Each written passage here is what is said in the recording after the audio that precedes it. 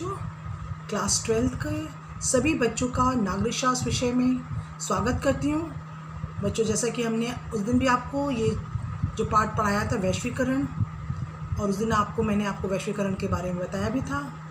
आज मैं आपको थोड़ा सा वैश्वीकरण के बारे में बताने के बाद आगे की जो टॉपिक हैं, यानी जो आगे मैंने देखा कि वैश्वीकरण में प्रौद्योगिकी का क्या योगदान है ना, विश्वव्यापी पारस्परिक जुड़ाव क्या है, इसके बारे में हम देखेंगे। पहले हम देखते हैं कि वैश्वीकरण क्या है। बच्चों, जैसा कि हमने आपको उस दिन बताया था कि जब कोई देश विश्व के विभिन्न राष्ट्रों के साथ वस्तु, सेवा, पूंजी तथा बौद्धिक संपदा इत्यादि का किसी प्रतिबंध के बिना, यानी किसी रुकावट के बिना आपस में जो परस्पर आदान प्रदान करता है, तो इसे वैश्वीकरण अथवा भूमंडलीकरण नाम से जाना जाता है। वैश्वीकरण तभी संभव है, बच्चों ध्यान दीजिएगा, कब संभव है? जब परस्पर ऐसे आदान प्रदान करने के दौरान किसी भी देश द्वारा कोई रुकावट अर्थात बाधा उत्पन्न ना की जाए और इस प्रक्रिया को कोई ऐसी अंतर्राष्ट्रीय संस्था संचालित करे जिस पर सभी देशों का अटूट विश्वास हो। तो वो क्या है बच्चों? वैश्वीकरण कहलाता है। जब सभी देश एक समान नियमों के अंतर्गत अपने व्यापार तथा निवेश का संचालन करते हैं, तो स्वाभाविक रूप से एक ही धारा प्रभावित होती है और यही वैश्वीकरण कहलाती है। तो बच्चों, हमने देखा कि वैश्वीकरण क्या है। अब हम आते हैं वैश्वीकरण में प्रौद्योगिकी का क्या योगदान है। तो बच्चों, हम देख रहे हैं कि वैश्वीकरण में प्रौद्योगिकी का क्या योगदान रहा है।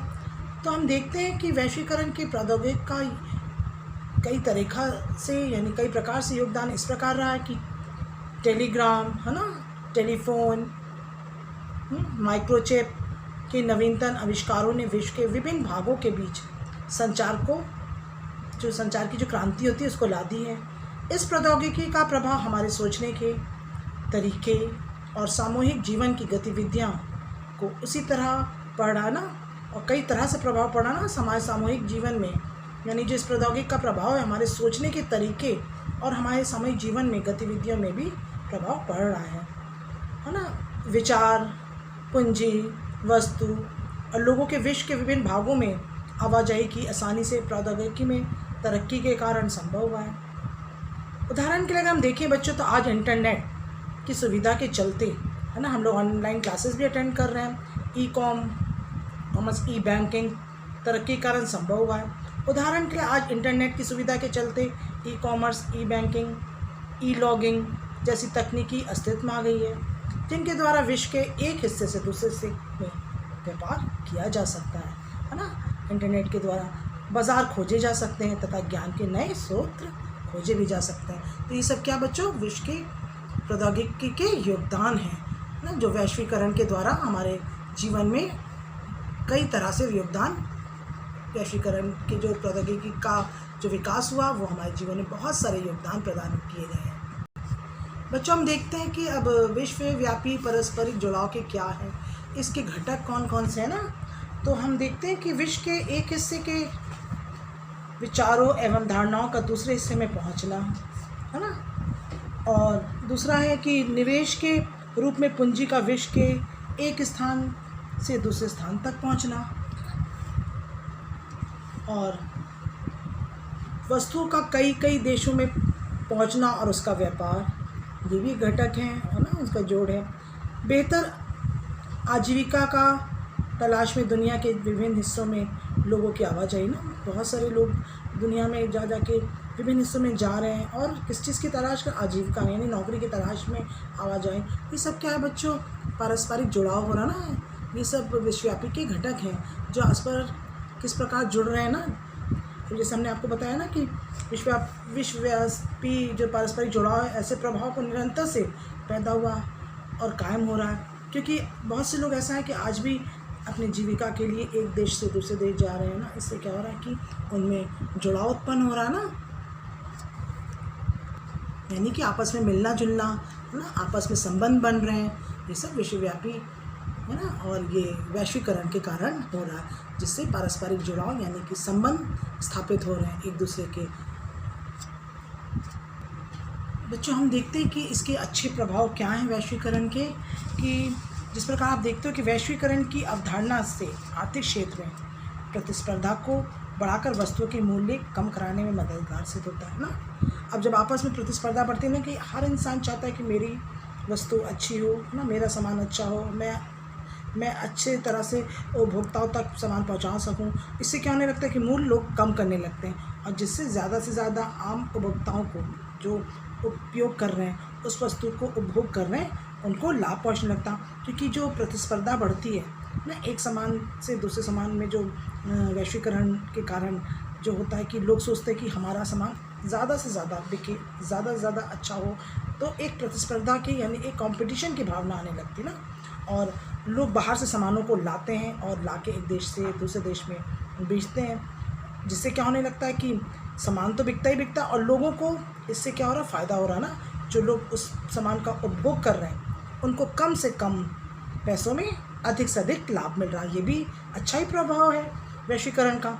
और हम दूसरा प्रभाव देखते हैं कि वैश्वीकरण का ना एक ही वस्तु के विभिन्न उत्पादक उत्पन्न हो जाते हैं, यानी कि कई लोग उसी वस्तु को ला के एक देश से दूसरे देश में बेचते हैं, और तो कई उत्पादक हो जाते हैं ना। बाहर से भी सामान आ रहा है, लोग यहाँ भी अपने देश में भी उस वस्तु का उत्पादन कर रहे हैं, और इससे जो लोग खरीद रहे हैं, जो लोग इस्तेमाल कर रहे हैं, उनको तो बहुत फ़ायदा हो रहा है, जिससे उपभोक्ताओं को उपलब्ध अनेक विकल्पों में सर्वश्रेष्ठ उत्पादन चयनित करने की स्वतंत्रता मिल जाती है। लोग सोचते हैं कि हम किस तरह से हम उस वस्तु को लें, कि बाहर से मंगा के या जो ला के हमें इस दूसरे देश के लोग हमें ला के इस देश में दे रहे हैं अच्छे से अच्छा सामान, तो उससे क्या होने लगता है, चयनित करने में यानी चुनने में लोगों को आसानी होती है कि कौन सा सामान हमारे लिए सर्वश्रेष्ठ है।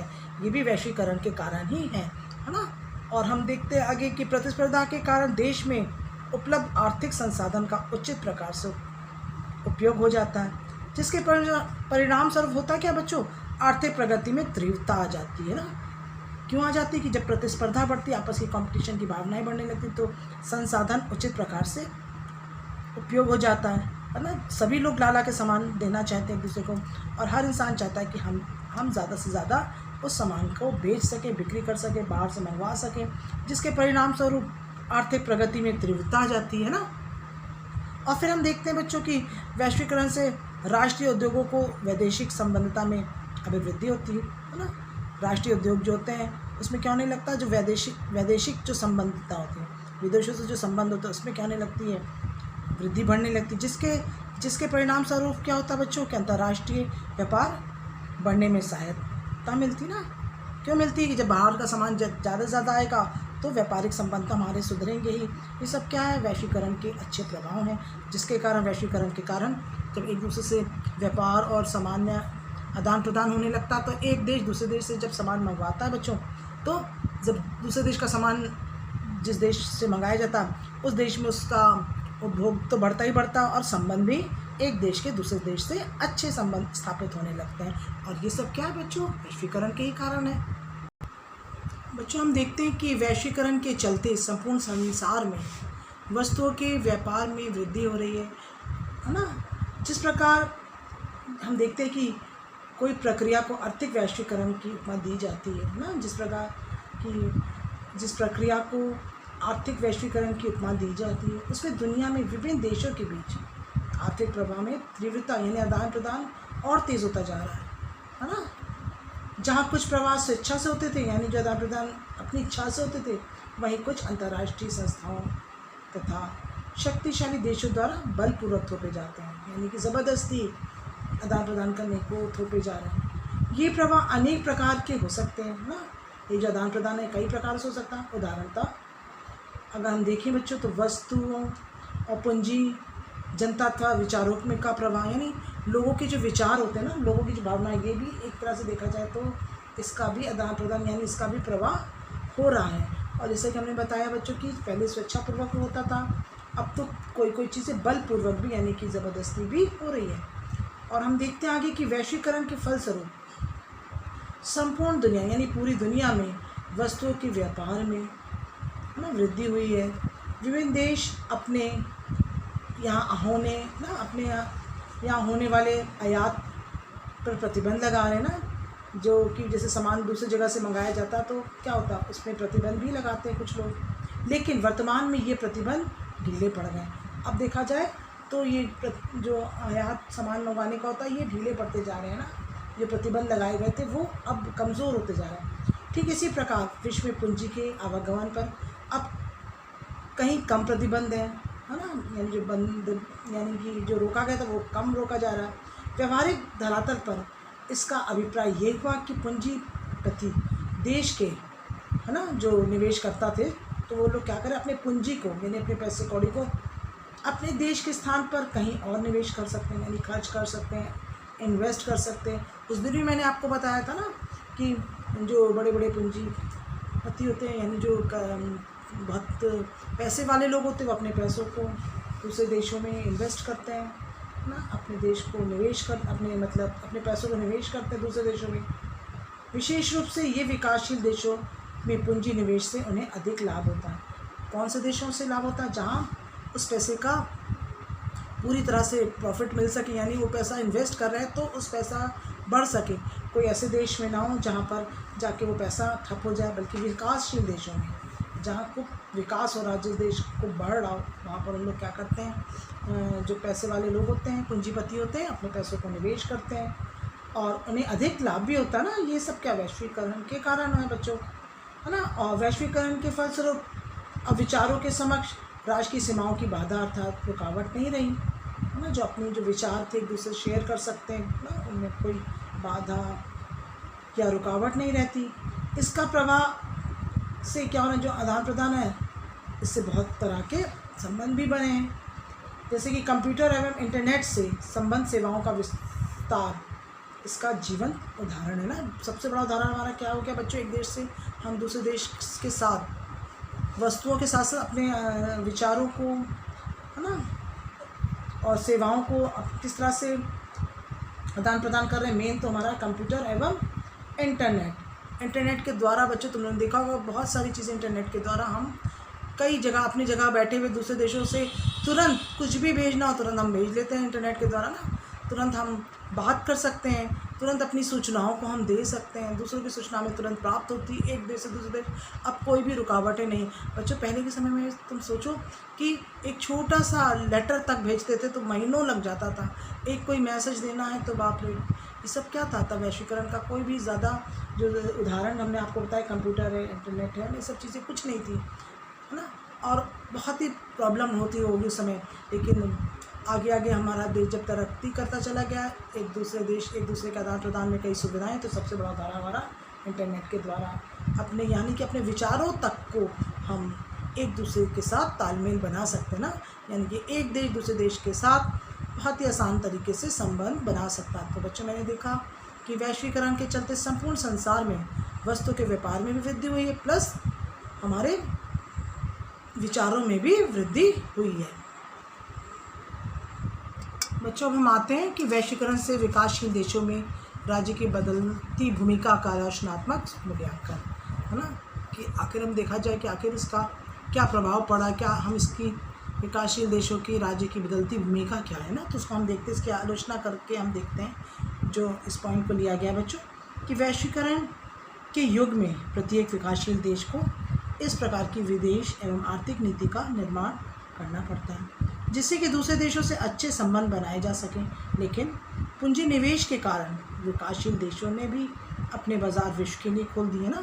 जो एक चीज़ ध्यान देना बच्चों की, जो पहले से विकसित है ना, जो कि जहाँ पर पहले से जो देश विकसित हो चुका है ना, अब वो जब ऐसे देशों में आएगा जहाँ पर कि श्रम की ज़्यादा महत्व है ना दिया जा रहा, तो वो तो जो विकसित देश है वहाँ तो पहले से ही टेक्नोलॉजी काम कर रही है, वहाँ पर पहले ही हर चीज़ ही मनीषीकरण यानी कि हर चीज़ मशीन के द्वारा हो रहा है ना, तकनीकी का विकास वहाँ हो चुका है। तो क्या होगा कि जो श्रम है, जो लोग श्रम के द्वारा उस पूंजी को पैदा कर रहे हैं, तो वहाँ पर फ़र्क तो आएगा क्योंकि वो पहले से ही विकसित देश है। और वो जब अपना पूंजी निवेश करके ऐसे देशों में जहाँ विकास होने वाला हो, जहाँ पर श्रम को महत्व दिया जा रहा, उस तरह के लोग आके बिज़नेस यहाँ करेंगे, है ना, जहाँ पर विकास देश बढ़ रहा हो, देश अपने परिश्रम के द्वारा बढ़ रहा हो, तो उसका असर तो पड़ेगा ही, क्योंकि वो खुद भी पहले से विकसित है और वहाँ पर तकनीकी पहले बढ़ चुकी है। तो जो लोग, जैसे मान लो 50 लोग उस काम को कर रहे हैं, तो वहाँ के जहाँ पर विकसित हो चुका है वैश्वीकरण के कारण, जहाँ पर विकसित हो चुका है, तो वो लोग आके उस देश में अपने श्रम को यानी अपने बिज़नेस को करेंगे। तो फ़र्क इसलिए आएगा क्योंकि वो मशीन के द्वारा, क्योंकि तकनीकी इतनी बढ़ चुकी है ना। और जब उस जो लोग 50 लोग मिलकर उस कार्य को कर रहे हैं, वहाँ पर मशीन एक व्यक्ति के द्वारा हो जाएगा, तो असर आएगा ही और प्रत्येक जनता पर आएगा। तो ये हम एक तरह से आलोचनात्मक हम लोग वैश्वीकरण के बारे में देख रहे हैं। फिर हम देख रहे हैं कि विकासशील देशों में विश्व संगठनों के प्रभाव में राज्य द्वारा बनाई जाने वाली निजीकरण की नीतियाँ जो हैं, जो आपस की जो नीतियाँ हैं, कर्मचारियों की छटनी, है ना। भाई होगा क्या कि जब जैसे कि हमने आपको बताया कि कुछ काम को ढेर लोग कर रहे हैं, लेकिन जब तकनीकी बढ़ती जाएगी, मशीनीकरण बढ़ता जाएगा, तो कर्मचारियों की छटनी तो होगी ना। सरकारी अनुदानों में कमी तथा कृषि से संबंधित नीतियों पर वैश्वीकरण का स्पष्ट प्रभाव देखा जा सकता है ना। और होगा क्या कि ये सब क्या है, इसके हम आलोचनात्मक प्रभाव पड़ रहा है जो कि हम देख रहे हैं, है ना। सरकारी अनुदान में कमी आने लगेगी तथा कृषि से संबंधित नीतियों पर वैश्वीकरण का स्पष्ट प्रभाव पड़ रहा है। अभी हमने अच्छे प्रभाव देखे थे, लेकिन अभी हम देख रहे हैं कि किस तरह से वैश्वीकरण के कारण विकासशील देशों में भी राज्य की बदलती भूमिका, कुछ देशों में जो गलत प्रभाव पड़ रहा है आलोचनात्मक, इसीलिए इस पॉइंट को हम लोगों ने लिया है कि कुछ देशों में अच्छा प्रभाव नहीं पड़ रहा है, जिसके कारण मशीनीकरण के कारण लोगों में जो काम धंधा बंद हो जाता है, क्योंकि जिस कार्य को, जैसे मैंने बताया कि श्रम के द्वारा उस कार्य को पैदा किया जा रहा, लेकिन मशीनीकरण के कारण कुछ लोगों की ज़रूरत, तो लोगों की छटनी तो होगी। तो इससे क्या हो रहा है कि वैश्वीकरण का कुछ देशों में गलत प्रभाव भी पड़ रहा है ना। और लोगों की जब कर्मचारियों की छटनी होगी, तो सरकारी अनुदानों में कमी तथा कृषि संबंधित नीतियों पर भी वैश्वीकरण का, यानी कृषि, पहले तुमने देखा होगा कि पहले कई लोग मिलकर कृषि का कार्य करते थे। अब क्या हो रहा है कि बड़े बड़े मशीन इस तरह से आ गई जिसमें एक व्यक्ति उस कृषि के उसमें उपभोग कर पा रहा ना। और पता चला जैसे थ्रेशिंग होती थी, पहले देखा होगा तुमने, फसलें काटी थी, कई लोग मिल के मजदूर उस फसलों को काट रहे, कर रहे हैं। लेकिन क्या अब मशीनीकरण के कारण एक ने मशीन चलाई, तुरंत अनाज और जो सब तुरंत फसलें कट गई, अनाज अलग हो गया। तो कहने का तात्पर्य बच्चों की, क्योंकि बाहर जो विकसित देश है पहले से, वो लोग आकर आपके ऐसे देशों में कार्य करें जहाँ श्रम को अधिक महत्व दिया जा रहा, तो वैश्वीकरण के कारण आदान प्रदान का इस पर भी असर पड़ रहा है ना। क्योंकि जो विकसित देश हैं वो अपना आके दूसरे देशों में, जहाँ अपने बड़े बड़े लोग आके पूंजीपति बिजनेस कर रहे हैं, और हो क्या रहा कि फिर जब वो अपने मशीनीकरण के कारण जब उस बिज़नेस को करेंगे, तो लोग जो रोज़ कार्य करें उनको छटनी तो होगी। तो ये सब क्या आलोचनात्मक है। और हम देखते हैं कि विकासशील देशों में बहुराष्ट्रीय नियमों के कारण सरकारों को अपने दम पर फैसला करने का क्षमता में भी कमी आई है ना। विकासशील देशों में बहुराष्ट्रीय नियमों के कारण, है ना, जब यानी कि कई राष्ट्र के जो नियम कानून अपने सरकार को एक दूसरे से मिलकर करने पड़ते, तो इससे क्या, जो अपनी फैसला होता है प्रत्येक देश को, उसको अपना जो खुद का निर्णय होता वो नहीं ले पाते, क्योंकि दूसरे देशों से भी संबंध है, दूसरे देशों के भी नियम कानून, दूसरे देशों के भी राय मशवरा चलती रहती। इससे क्या होता है कि अपने जो देश के फैसले होते हैं उसमें निर्णय लेने में भी कमी आई है। और ये सब बच्चों क्या है कि हम देख रहे हैं वैश्वीकरण के जो आलोचनात्मक प्रभाव है ना। और हम देखते हैं कि वैश्वीकरण के फलस्वरूप कुछ मायनों में राज्य की ताकत में बढ़ावा भी हुआ।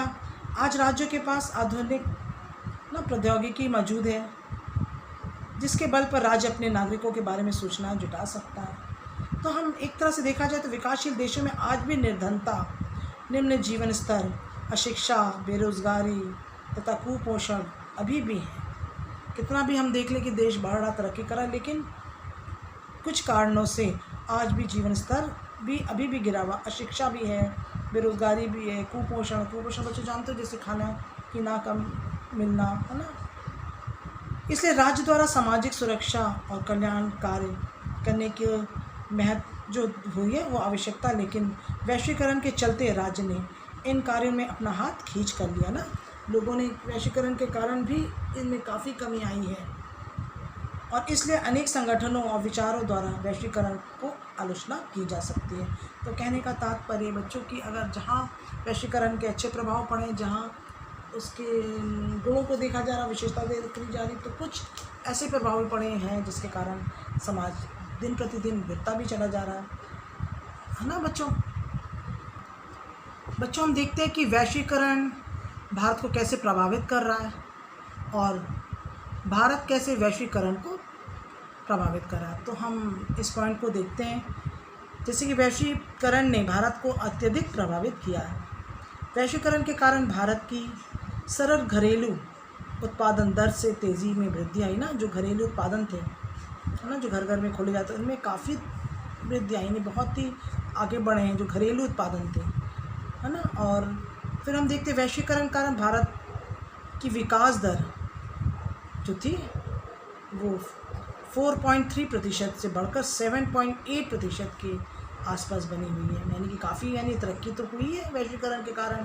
कहाँ 4.3 थी समझो प्रतिशत थी, और अब उससे बढ़कर कितनी हो गई बच्चों, 7 और 8.8% के करीब हो गई है, जो आसपास में बनी हुई है। विश्व के अत्यधिक विकास देश जो विकसित देश थे, है ना, विश्व के संसार के जो अधिकांश जो विकसित देश हैं, जो मतलब कि पहले जहाँ पर विकास काफ़ी अच्छे से हो रहा है ना, वहाँ पर वैश्वीकरण की प्रक्रिया के प्रभाव स्वरूप भारत को एक बड़ी मंडी के रूप में देखने लगे हैं। यानी कि भारत हमारा बहुत ही विकासशील देश में से माना जाता है, क्योंकि वहाँ पर नहीं, यहाँ पर हम देख रहे हैं कि जैसा कि हमने आपको बताया कि विश्व के अधिकांश विकसित देश वैश्वीकरण की प्रक्रिया के परिणाम स्वरूप भारत को एक बड़ी मंडी समझते हो कि नहीं, जहाँ हर तरह का सामान मिल सके, हर तरह की भरपूरी होती है, के रूप में देखने लगे हैं लोग। दूसरे देश भी हमारे देश को एक मंडी के रूप में दे रहे हैं। इसमें निवेश, जो विदेशी जो निवेश थे वो भी बढ़े हैं ना, जो इन्वेस्टमेंट थे काफ़ी बढ़े हैं। किसके कारण, जो कि इसलिए क्योंकि वैश्वीकरण का हमारे भारत पर बहुत गहरा प्रभाव पड़ा। और हम देखते हैं आगे कि वैश्वीकरण के प्रभाव स्वरूप भारतीय लोगों ने आजीविका के लिए विदेशों में बसना शुरू कर दिया है। जैसे कि आप जानते हो कि बहुत से लोग अपनी आजीविका, हमने बताई ना बच्चों की, अपना रोज़ी रोटी के लिए, अपनी नौकरी के लिए विदेशों में बसना शुरू कर दिया। इससे हमारे भारत पर असर तो पड़ा ही है बच्चों वैश्वीकरण का ना। प्रभाव क्या पड़ा कि भारतीय लोगों ने आजीविका के लिए, क्योंकि बहुत सारी ऐसी चीज़, कभी कभी ऐसा भी हो रहा बच्चों कि लोग पढ़ रहे हैं, लिख रहे हैं, लेकिन कभी कभी ऐसा समय आता है कि उनको लगता है कि विदेश में जाके हमको बहुत सारी ऐसी चीज़ें मिल जाएंगी जो हमको अपने भारत देश में नहीं मिल पा रही हैं, है ना। और वैश्वीकरण के प्रभाव स्वरूप यूरोप और अमेरिका की पश्चिमी संस्कृति बड़ी तेज़ी से भारत में फैल रही है। कौन सी, अमेरिका की पश्चिमी, और परिणाम स्वरूप क्या रहा है, यूरोप और अमेरिका की पश्चिमी संस्कृति बड़ी तेज़ी से भारत में फैल रही है बच्चों, है ना। वैश्वीकरण के कारण विश्व बाज़ार में कई तरह की अर्थव्यवस्थाओं के मध्य और कई ऐसी प्रतियोगिता भी बढ़ गई है आपस में। घरेलू और आर्थिक प्रगति के कारण अब अंतर्राष्ट्रीय नीतियों व आर्थिक दशाओं का भी प्रभाव पड़ा है ना। और इससे राष्ट्रीय स्तर पर निर्णय लेने में और क्या हो रहा है, एक तरह से एक स्वेच्छा, अपने एक भारतीयों में एक संबंधों में एक दूसरे राष्ट्र से स्वेच्छा, स्वता की जो स्वतः खुद की जो अपनी इच्छा होती थी कुछ हद तक प्रभावित हुई है। स्वायत्ता यानी कि खुद की जो अपनी इच्छा होती थी दूसरे संबंधों से यानी दूसरे देशों से लेने में भी बढ़ी है।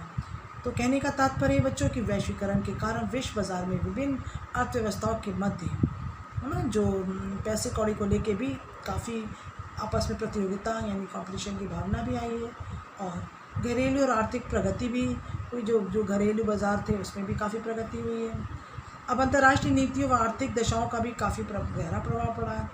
इससे राष्ट्रीय स्तर पर निर्णय लेने में और जो संबंध बनाने में काफ़ी हद तक प्रभावित हुआ हमारा भारत, यानी वैश्वीकरण का हमारे भारत पर बहुत ही ज़्यादा प्रभाव पड़ा है। अब हम देखते हैं कि हमने जैसे बताया कि वैश्वीकरण का भारत को कैसे प्रभावित किया, और हम देखते हैं भारत कैसे वैश्वीकरण को प्रभावित कर रहा है ना। अब हम देख रहे हैं वैश्वीकरण पर भारत का क्या प्रभाव है ना। नहीं, अभी हमने देखा बच्चों कि वैश्वीकरण का भारत को कैसे प्रभावित करा, और हम देखते हैं भारत कैसे वैश्वीकरण को प्रभावित कर रहा ना। भारत ने भी वैश्वीकरण को कुछ हद तक प्रभावित किया है बच्चों, ध्यान दीजिएगा। भारत से अब अधिक लोग विदेशों में जाकर अपनी संस्कृति और रीति रिवाजों का प्रसार कर रहे हैं। भारत से अब अधिक लोग विदेशों में जाकर अपनी संस्कृति और रीति रिवाजों को क्या कर रहे हैं बच्चों, अपना प्रसार कर रहे हैं ना। भारत में उपलब्ध सस्ते श्रम विश्व के देशों में इस ओर आकर्षित किया है। जैसे कि बच्चों ने बताया था ना कि वैश्वीकरण के कारण भारत को कैसे प्रभावित कर रहा है। तो लोग जाके बाहर, हमने बताया कि भारतीय लोग जाके बाहर अपने पैसों को निवेश कर रहे हैं और नौकरियों के चक्करों में जा रहे हैं, अपनी रोज़ी रोटी के चक्करों में जा रहे हैं कि कोई हमें इस तरह की नौकरी मिल जाए। लेकिन हमने जैसे बताया कि भारत कैसे वैश्वीकरण को प्रयत्न कर रहा, यानी जो भारतीय लोग अब क्या कर रहे हैं, विदेशों में जाकर अपनी संस्कृति और रीति रिवाज का प्रचार कर रहे हैं बच्चों। यानी कि जो अपनी संस्कृति थी दूसरे देशों में जाकर उसका प्रचार कर रहे हैं ताकि दूसरे लोग उस संस्कृति से और रीति रिवाज से प्रभावित हो सकें। और भारत वैश्वीकरण पर क्या प्रभाव डाल रहा है कि बच्चों भारत में उपलब्ध सस्ते श्रम जो है ना, यहाँ पर तो बहुत तरह की सस्ताई है, देखा ना, बहुत तरह के ऐसे श्रम है, ऐसे बिजनेस है कि छोटे छोटे लोगों को भी काम मिल जाता है ना। तो विश्व के देशों को इस ओर आकर्षित किया। सस्ते श्रम मतलब कहने का छोटी छोटी नौकरियां भी इस तरह की यहाँ पर हैं जिससे जो दूसरे विदेशी लोग हैं यहाँ पर आकर उस श्रम को करते हैं, जिससे आकर्षित हो रहे हैं ताकि यहाँ पर भी आकर वो भी नौकरी कर सके। ये भारत का वैश्वीकरण पर प्रभाव है। फिर हम देखते हैं कि भारत ने कंप्यूटर तथा तकनीकी के क्षेत्र में भी बड़ी तेज़ी से उन्नति कर रहा है, विश्व में अपना प्रभुत्व जमाया। किसके क्षेत्र में? भारत ने कंप्यूटर तथा तकनीकी के क्षेत्र में भी बड़ी तेज़ी से उन्नति कर रहा है और जिससे पूरे संसार में उसका, भारत का नाम हो रहा है। यानी कि वैश्वीकरण पर भारत ने भी अपना प्रभाव जमा रखा है। बच्चों अभी हमने आपको वैश्वीकरण के बारे में बताया। बच्चों जैसे कि आपने देखा कि हमने आपको वैश्वीकरण के कई पॉइंट्स बताए, तो हम फिर से आपको एक बार वैश्वीकरण का फिर से दोहरा देते हैं। उसके बाद फिर हम आपको इससे संबंधित प्रश्नों को देंगे, फिर आप अपनी कॉपी में करिएगा। जैसा कि हमने आपको बताया कि जब कोई देश विश्व के विभिन्न राष्ट्रों के साथ, बच्चे सभी ध्यान दीजिएगा, जब विभिन्न देश विभिन्न राष्ट्रों के साथ, यानी हमने आपको बताया बच्चों कि वैश्वीकरण क्या है, कि जब कोई देश ना विश्व के विभिन्न राष्ट्रों के साथ सेवा, पूंजी तथा बौद्धिक संपदा इत्यादि का किसी प्रतिबंध के बिना, यानी कि किसी रुकावट के बिना परस्पर आदान प्रदान करता है, तो इसे हम वैश्वीकरण अथवा भूमंडलीकरण के नाम से जानते हैं, है ना। वैश्वीकरण तभी संभव, यानी तभी हो सकता है बच्चों, जब परस्पर ऐसे आदान प्रदान के दौरान कोई भी देश के द्वारा कोई भी रुकावट ना हो, है ना, कोई भी बाधा ना उत्पन्न हो सके, और इसी प्रकार कोई भी ऐसी अंतर्राष्ट्रीय संस्था संचालित करे जिस पर सभी देशों का अटूट यानी पूरा का पूरा विश्वास हो सके, है ना बच्चों। जैसा कि मैंने बताया कि जब किसी देश एक समान, है ना, जब सभी देश एक समान नियमों के अंतर्गत, यानी कि विश्व के सारे देश एक समान नियमों के अंतर्गत अपने व्यापार तथा निवेश का संचालन करें, है ना, यानी जो अपने व्यापार तथा निवेश यानी इन्वेस्टमेंट का संचालन करें, तो स्वाभाविक रूप से एक ही धारा क्या होगी, प्रभावित होगी ना। और यही वैश्वीकरण है, यानी कि एक दूसरे के विचार तक लोगों के मन में एक जैसे होने लगेंगे ना, और इसी को हम क्या कहते हैं, वैश्वीकरण, है ना। जब सभी देश एक समान नियमों के अंतर्गत अपने व्यापार तथा निवेश का संचालन करते हैं, तो स्वाभाविक रूप से एक ही धारा जो होती बच्चों प्रभावित होती है, और यही वैश्वीकरण है। तो हम बच्चों आते हैं इसी से संबंधित हम आपको कुछ प्रश्न देंगे। जैसे कि मैंने आपको बताया कि वैश्वीकरण में प्रौद्योगिकी का क्या योगदान रहा, फिर हमने देखा विश्वव्यापी पारस्परिक जुड़ाव क्या है, इसके घटक क्या थे, फिर हमने देखा बच्चों कि वैश्वीकरण के अच्छे प्रभाव, वैश्वीकरण के चलते संपूर्ण संसार में वस्तुओं के व्यापार में वृद्धि, क्या बहुत सारी वृद्धि हुई है ना, और वैश्वीकरण से विकासशील देशों में राज्य की बदलती भूमिका का आलोचनात्मक मूल्यांकन। फिर मैंने देखा बच्चों कि जैसा कि हमने बताया कि वैश्वीकरण भारत को कैसे प्रभावित कर रहा है ना, बहुत ज़्यादा हमने देखा प्रभावित कर रहा, और भारत कैसे वैश्वीकरण को प्रभावित कर रहा। अब हम आते हैं बच्चों अभ्यास प्रश्न पर। हम देखते पहला प्रश्न है, जो वैश्वीकरण के चलते संपूर्ण संसार में वस्तुओं के व्यापार में वृद्धि। पूरे संसार में, ध्यान दीजिएगा, वैश्वीकरण के चलते पूरे संसार में वस्तुओं के व्यापार में क्या वृद्धि हो रही है उसे लिखिएगा। फिर आप लिखिएगा, वैश्वीकरण से विकासशील देशों में राज्य की बदलती भूमिका का आलोचनात्मक वर्णन कीजिए, जो कि मैंने आपको भी बताया था।